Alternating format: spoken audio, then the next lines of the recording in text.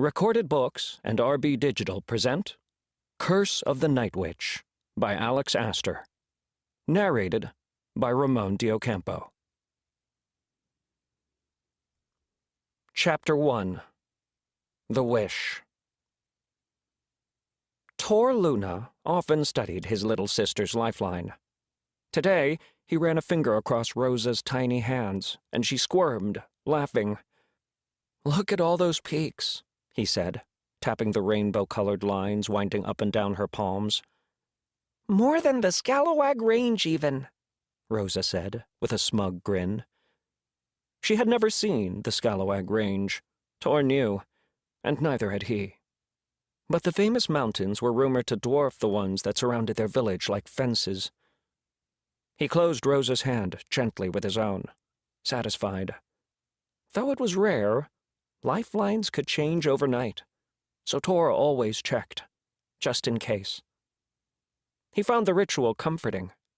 Seeing Rosa's destiny printed out in front of him, across both palms, was like witnessing her future unfold.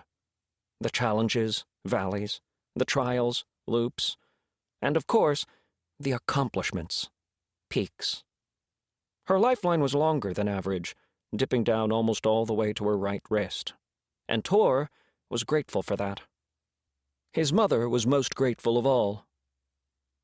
8 years earlier, the day Rosa was born, Chiefess Luna had studied the little girl's hands and breathed a sigh of relief. Then, surrounded by all of their village and the hollow echo of beating drums, the chiefess had carefully examined every inch of her newborn, searching for an emblem. The crowd moved like a wave, rocking forward in anticipation, their sharp whispers like cracks of fire. The chiefess had not needed to look for long. "There!" Tor yelled, pointing at his sister's throat. A small red heart sat on the left side of her neck, directly between her jaw and collarbone. Tor's mother smiled, and the crowd cooed approvingly. "A singer," she said, pressing a gentle finger to the baby's skin. It was a good gift. Not as rare as others, but a good emblem nonetheless.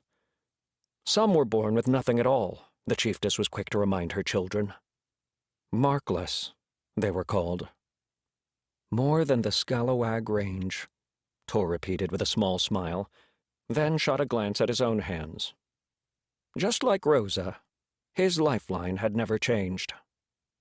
Sometimes he wished it would. The colorful lines on his palms ran steadily, boringly straight. No high peaks or even low valleys to speak of.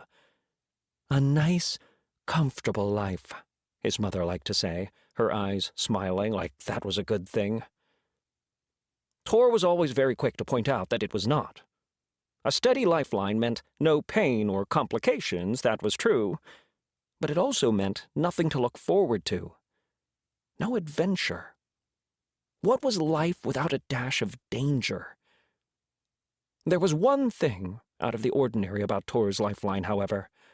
A tiny knot on his left hand, where all of the lines tied together in a small speck of a twist. It was so tiny, so unnoticeable, that the village's elderly palm reader had squinted at it, glasses perched on the second bump of her nose, and shrugged. "I don't see any knot," she had declared. But Tor saw something, and he hoped that it meant something. A sliver of pink swirled across the sky, and Rosa's dark brown eyes widened. "I'm late!" she yelled, running out of their home, built, like all of the others, into the base of a large tree. Tor sighed. Rosa was always late, and she always looked surprised about it. Moments later, a perfect melody broke through the dawn. A chorus of voices that never cracked or faltered were performing their morning song. There was shuffling outside as the village... To keep listening to this audiobook, I've left you a link in the description so you can do it, at no cost thanks to Audible's 30-day free trial.